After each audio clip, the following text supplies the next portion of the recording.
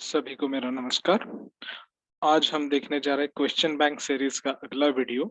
इसमें हमने क्लब किया है पीओसी 1, पीओसी 2 और पीओसी 3 जो कि B pharm first, second sem, third sem और फोर्थ सेम तीनों में ये काम में आएंगे।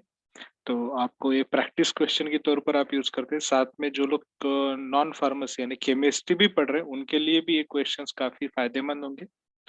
डिप्लोमा के जो प्रिपरेशन कर रहे हैं डी फार्म फर्स्ट और सेकंड उसमें भी ये काम में आ सकते हैं आपके लिए।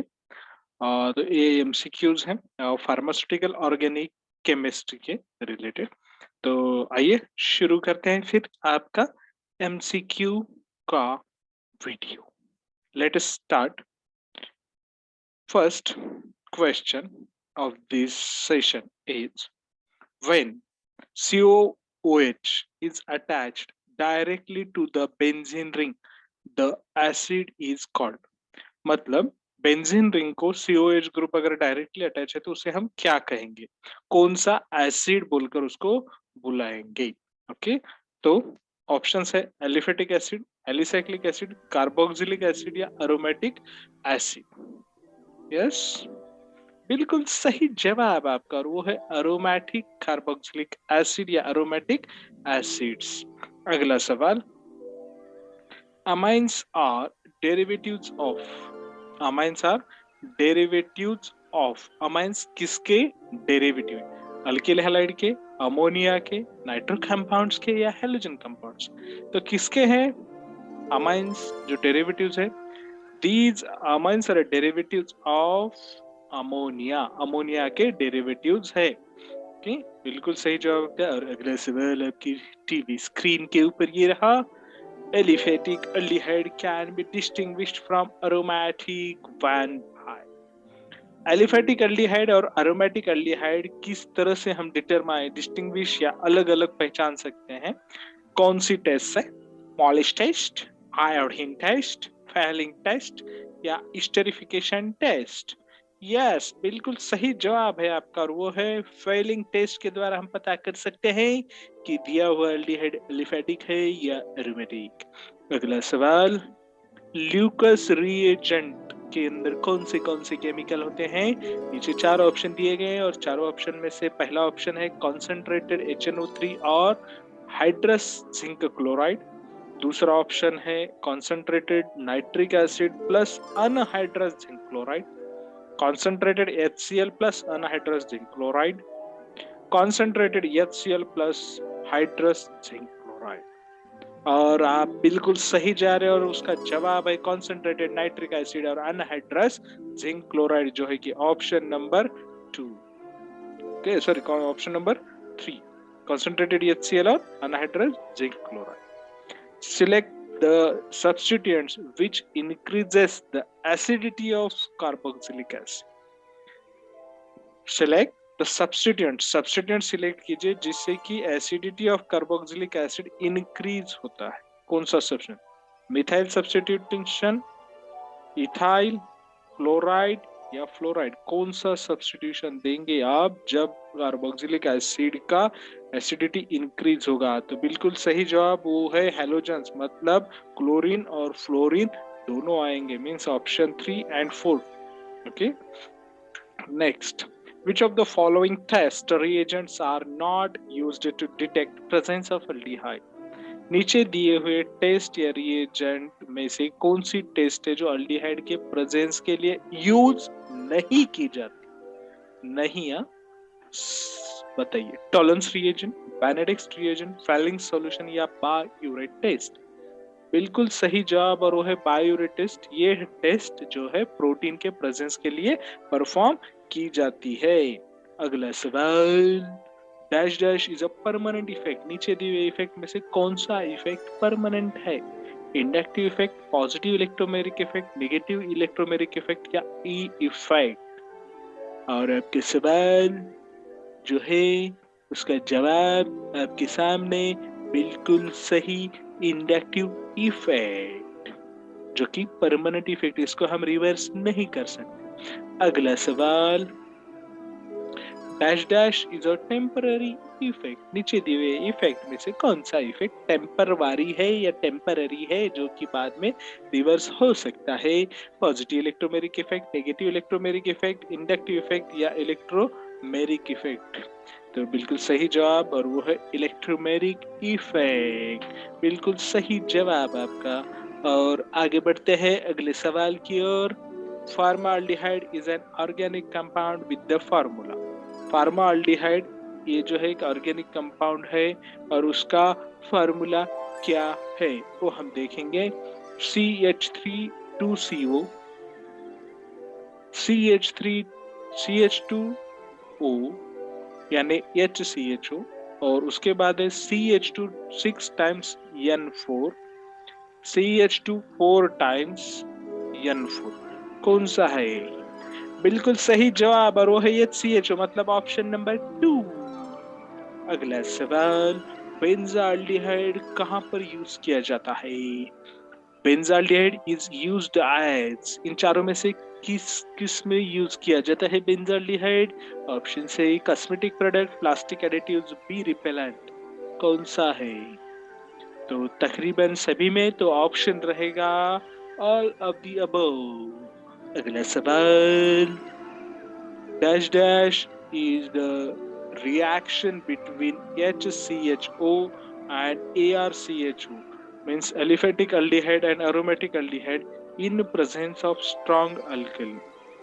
रिएक्शन बिटवीन होती है फॉर्माल्डिहाइड और अरोमेटिक एल्डिहाइड के बीच और अल्कली के प्रेजेंस में। ऑप्शंस है Perkin reaction, crossed Cannizzaro reaction, addition reaction या हॉफमैन रिएक्शन। तो बिल्कुल सही जवाब है आपका, और वो है क्रॉस्ड कैनिजेरो रिएक्शन। अगला सवाल, dash dash is a phenolic aldehyde. नीचे दिए हुए एल्डिहाइड में से फिनोलिक एल्डिहाइड कौन सा है? फॉर्माल्डिहाइड, वैनिलीन, एसिटाल्डिहाइड या बेंजोइक एसिड? तो सवाल का जवाब है वैनिलीन, जो बिल्कुल सही दिया है आपने। कांग्रेचुलेशंस। इसी तरह वीडियो पसंद आए तो लाइक कीजिएगा, चैनल को सब्सक्राइब कीजिएगा, ताकि आपको ज्यादा से ज्यादा MCQs, एग्जाम अपडेट्स और स्टडी मटेरियल मिलता रहेगा। अगला सवाल, dash dash is the presence of dilute acid or base to a molecules of an aldehyde or ketone combined with each other to form beta hydroxyaldehyde or ketone। किसके presence में, यानी reaction जो है, इसका नाम रिएक्शन का description दिया है, और उसमें से आपको पहचाने कि इस रिएक्शन में, डैश डैश रिएक्शन में डाइल्यूट एसिड या बेस के प्रेजेंस में अल्डिहाइड या कीटोन के दो मॉलिक्यूल कंबाइन होकर एक बीटा हाइड्रोक्सी एल्डिहाइड कीटोन का मॉलिक्यूल बनाते हैं। पर्किन रिएक्शन है, क्रॉस्ड कैनिजेरो है, अल्डोल कंडेंसेशन है या हॉफमैन? बिल्कुल सही जवाब आपका, वो है अल्डोल कंडेंसेशन। अगला सवाल, the 2,4 DNP test, dinitrophenol test for standards of, किसके स्टैंडर्ड्स के लिए ये टेस्ट परफॉर्म की जाती है? साइक्लोहेक्सानोन, बेंजाल्डेट, बेंजोफिनोन, यह सभी के लिए। और आपका सवाल बिल्कुल सही सही सही, और वो है ऑल ऑफ द अबव। अगला सवाल, ethanolamine is commonly called as, ethanolamine is commonly called as, ethanolamine को कॉमनली क्या बोलकर बुलाते हैं? जैसे आपको पिंटा चिंटा पिंटा बुलाते हैं, और ऑप्शन है amphetamine, mono ethanolamine, ethylene diamine, ethylene diamine. Methylene है आखिरी वाला। ओके, और आपका सवाल जो आपने जवाब दिया है इस सवाल का, वो बिल्कुल सही है, और वो है मोनो इथेनोलामाइन। अगला सवाल आपके मोबाइल के ऊपर ये रहा, choose the correct option regarding isomerism. आप नीचे से जो ऑप्शन दिख रहे हैं आपको, उसमें से गलत ऑप्शन चुनना है, जो कि आइसोमेरिज्म के बारे में सभी ऑप्शंस बोल रहे हैं। They differ in both physical और केमिकल प्रॉपर्टीज में आइसोमेरिज्म अलग अलग होते हैं, उनका मॉलिक्यूलर फार्मूला अलग होता है। दो टाइप के आइसोमेरिज्म होते हैं, स्ट्रक्चरल और stereo. Geometrical and optical isomerism are two type of stereo isomerism. तो बताइए इसका जवाब, और बिल्कुल सही जवाब मॉलिक्यूलर फार्मूला सेम होता है, बट यहाँ पर बोला है डिफरेंट, और जवाब है they have the different molecular formula. अगला सवाल, isomers with the similar groups on the same side. Isomers with the similar groups on the same side of the double bond are called as trans isomers. अब इसका जवाब देना है true या false के तौर पर। बताइए इस सवाल का जवाब ट्रू है या फॉल्स है? तो बिल्कुल सही जवाब है आपका, और वो है फॉल्स, गलत है, क्योंकि अगर सेम साइड पर रहेंगे डबल बॉन्ड के तो उसे हम बोलेंगे ट्रू, ट्रू बोलेंगे ट्रू। अगला सवाल, which among the following no is not an example of a cyclic compound? नीचे दिए हुए ऑप्शन में से कौन सा एग्जाम्पल है जो असाइक्लिक कंपाउंड का नहीं है? एसिटाल्डिहाइड, इथेन, साइक्लोप्रोपेन या आइसोब्यूटेन? और आपका जवाब जो है बिल्कुल सही, दैट इज द साइक्लोप्रोपेन। अगला सवाल, which of the following halide can give best SN2 reaction? सबसे बेहतर SN2 रिएक्शन कौन बताता है? प्राइमरी अल्किल हैलाइड या टर्शियरी अल्किल हैलाइड या फिर सेकेंडरी अल्किल हैलाइड बताते हैं SN2 रिएक्शन अच्छे से, या फिर all can give SN2 reaction at the same rate, या सभी SN2 रिएक्शन का सेम रेट पर बताते हैं? अगला सवाल जो है उसका जवाब बताइए। तो हम बढ़ते हैं अगले सवाल की तरफ, और बिल्कुल सही जवाब है आपका, वो है प्राइमरी अल्किल हैलाइड SN2 की रिएक्शन अच्छे से बताते हैं। अगला सवाल, why alkyl halides are considered to be very reactive compound towards the nucleophile? Why alkyl halides are considered, alkyl halide को क्यों कंसीडर किया जाता है एक बेटर न्यूक्लियोफाइल की तौर पर? They have an electrophilic carbon and bad leaving group. They have a nucleophilic carbon and good leaving group. They have an electrophilic carbon. They have an electrophilic carbon and a good leaving group. बताइए इसका जवाब, और वो जवाब है option number 4 कि ये इसके अंदर एक इलेक्ट्रोफिलिक कार्बन होता है और गुड लिविंग ग्रुप होता है। अगला सवाल, which of the following way is not a method of preparation of alcohol? नीचे दिए इसमें से जो मेथड्स हैं उसमें से एक मेथड ऐसी है जिसके द्वारा हम अल्कोहल नहीं बना सकते। Grignard reaction, reduction of an aldehyde, ketone और carboxylic acid, substitution reaction of hydroxide or water on the appropriate alkyl halides या हैबर्स प्रोसेस। इन चारों में से कौन सी ऐसी रिएक्शन है जिसके द्वारा अल्कोहल नहीं बन पाता?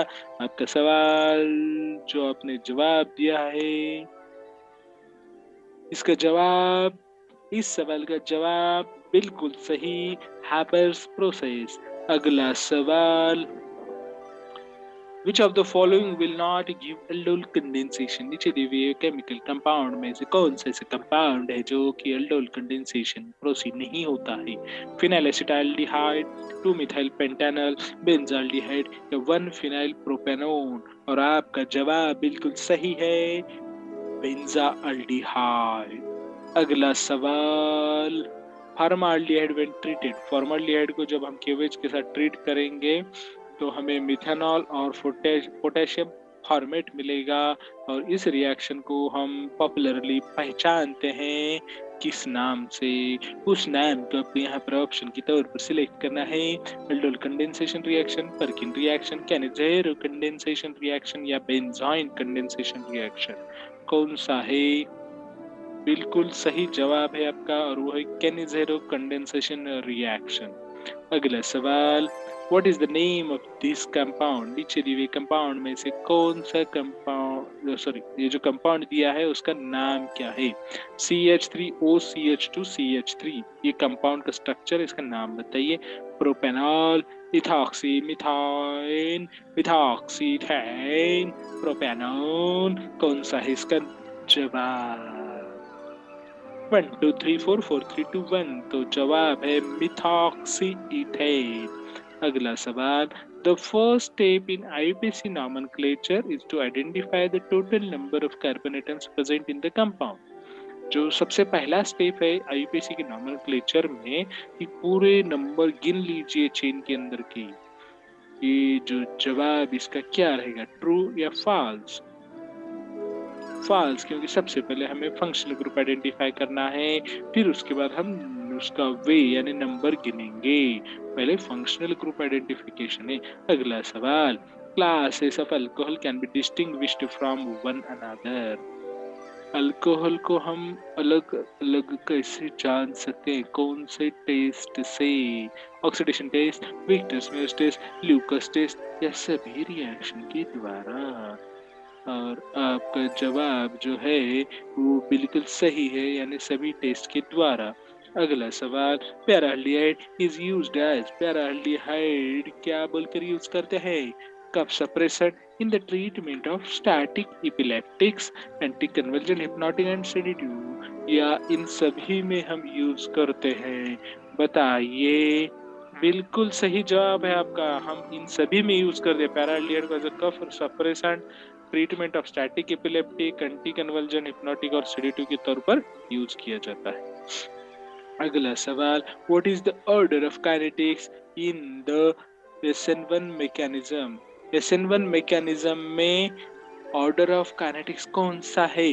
सवाल का जवाब छुपा है क्वेश्चन के अंदर, यानी जवाब सवाल के अंदर ही है। आप जानिए और बोलिए इसका जवाब। वो है बिल्कुल सही, फर्स्ट ऑर्डर काइनेटिक्स है। SN1 1 यानी फर्स्ट यानी फर्स्ट ऑर्डर काइनेटिक्स, बिल्कुल सही। अगला सवाल इसके बाद है, saturated hydrocarbons are otherwise referred as. Saturated hydrocarbons का हम पॉपुलरली इस नाम से जानते हैं, अल्केन, अल्किन, अल्काइन या अल्केलॉइड्स। बिल्कुल सही जवाब, अल्केन्स के तौर पर जानते हैं हम। और ये रहा आखिरी सवाल इस सेशन का, self condensation of aromatic aldehyde in the presence of potassium cyanide. Aromatic aldehyde का सेल्फ कंडेंसेशन होता है पोटेशियम साइनाइड के प्रेजेंस में। इसे हम कौन सी रिएक्शन बोलकर बुलाते हैं? पर्किन, बेंजोइन, अल्डोल या कैनिज़ेरो। बिल्कुल सही जवाब आपका, और उसे हम बोलते हैं बेंजोइन कंडेंसेशन। तो आपको मेरी विनती है कि चैनल को हमारे सब्सक्राइब कीजिए, वीडियोज को लाइक कीजिए और अपने फ्रेंड सर्कल के साथ शेयर कीजिए, और इसको आप केबीसी की तरह खेल सकते हैं ताकि आपको पढ़ाई के अंदर मजा आए और साथ में आपकी प्रैक्टिस भी हो जाए।